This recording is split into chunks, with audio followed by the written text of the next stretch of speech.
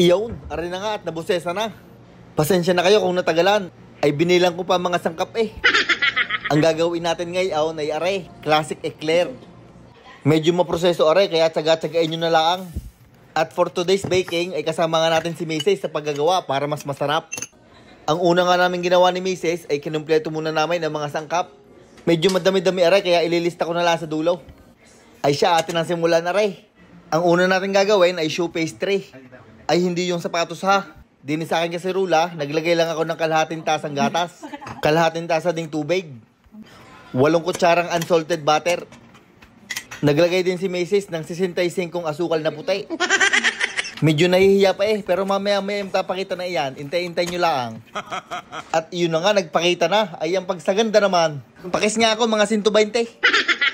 Siya, balik tayo din eh. Bali tinunaw lang namin yung butter at hinayaan kumulo. Bago sinango ko muna aray at nilagyan ko naman ng 6,283 na harina. Kaya nagtagal eh pag i-edit, kadaming binilang. Garne mga bisor pagka chinecheck kung tama ang ginagawa.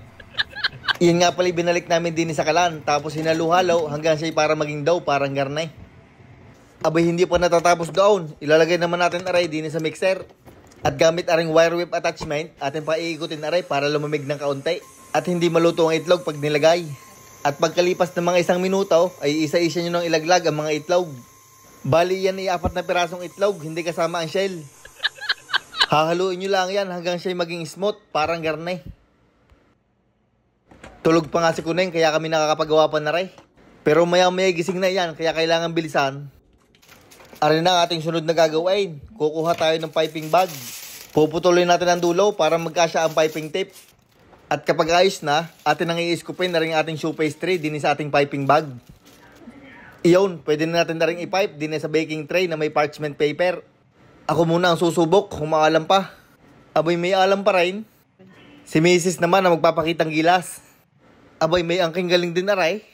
At dahil diyan, ikaw na maghuhugas. 2 baking tray nga ang aming nagamit at hindi kakasya sa isa eh. At iyon, natapos na namin i-pipe aray mga shoe pastry. Panahon na para atin na rin i-bake.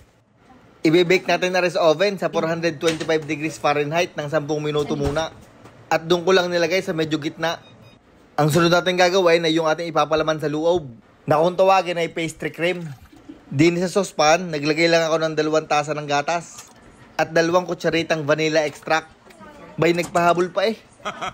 Atin lang rin pakukuluin. Nakalipas na nga 10 minuto. Kaya ibababa na natin ang temperature ng oven sa 325 degrees Fahrenheit nang hindi ito binubuksan. Lulutuin pa natin ito ng mga kalahating oras o hanggang siya maging golden brown ng kulay.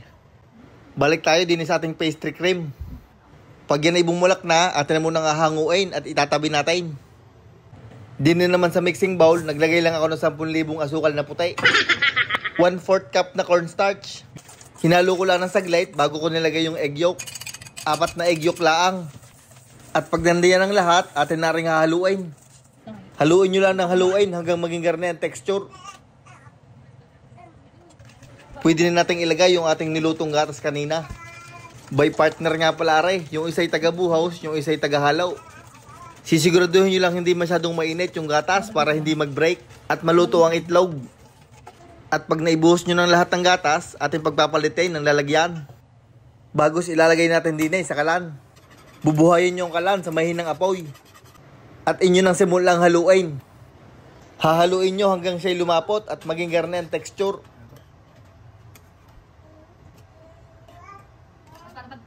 Akin din na rin titikman kung masarap baga.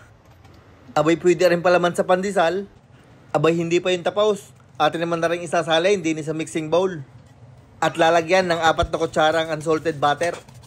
Hahaluin lang yan ni Mrs. hanggang matunaw ang butter at maging garne ang texture. Medyo makintab-kintab. At pagkalipas nga ng kalahating oras, luto na ang ating tinapay para sa eclair. Iyan ay hahanguin nyo lang pag gaya na ang kulay, golden brown. Pero pag hindi pa, ay dagdagan nyo pa ang luto. Pagkahango ko nga noon, ay nilagay ko na agad din sa cooling rack para lumamig agad at malagyan ng palaman. Yung ating palang ginawang palaman ay nilagay lang namin sa fridge na 10 minuto para mag-cool down at madaling i-pipe sa loob ng eclair. Hinalo nga muna ni Mrs. bago ilagay din sa piping bag. Iyan na nga pala si Kuneng, gising na. Gusto na nga rin agad tumulong din sa amin. Ay pag may kaunti pa, ay 3 na kami din na nagbe-bake. Iyaw, nalagyan na nga lahat ni Mrs. ng palaman. Siksik, ligleg at umaapaw pa. Aring isa, siksik din. Akin muna rin ilalagay sa frigider. At mamaya ating lalagyan na rin ng chocolate sa ibabaw. Para sa chocolate sa ibabaw, gagawa tayo ng chocolate glaze. Ang gamit kong chocolate din ay Hershey's. At 1 tasa lang ang kailangan natin. At para matunaw, ako'y mag-iinit na 1 tasang cream. Pwede din kayo gumamit ng gatas. At pag mainit na ang cream, atin ang ibubuhos din na sa chocolate. Hahaluin nyo lang yan ng hahaluin hanggang siya lumapot. O maganggar na yung texture. Yan naman ilalapot pa pagka lumamig-lamig ng kaunti. At ang importante sa lahat, huwag nyo munang titikman at baka mapanays. Pagkaayos ng ating chocolate glaze, pwede na natin lagyan ng chocolate sa ibabaw. At ang paglalagay niyan ay idadaw-daw nyo lang yung dulaw. Ay huwag nyo lalahat. Gayan lang hanggang kalahati.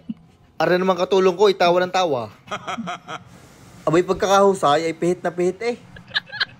Akin muna rin ilalagay sa frigider para mag-set ang chocolate. At sa hindi katagalan ay inilabas ko na ulit at gutom na eh. Binurburan ko lang aray ng icing sugar sa taas para mas maganda tingnan. Depende sa inyo kung anong ilalagay nyo sa taas. Pwede kayong maglagay ng gayaan o kaya white chocolate. Basta wag nyo lang papatungan ng sisig. Aray na ang aming pinaghirapan. Ating titikman kung masarap baga. Abay maganda ang itsura ng loob. Cheers muna at nagliligalig na ang bata. Alam din eh pagkain na. Aring kagat na aray para sa inyo. Ay napakasarap. Made with love eh. Aray na nga ang aking anak ay ayaw din magpapahuli eh. Kala mo naman ay pwede na sa kanya aray.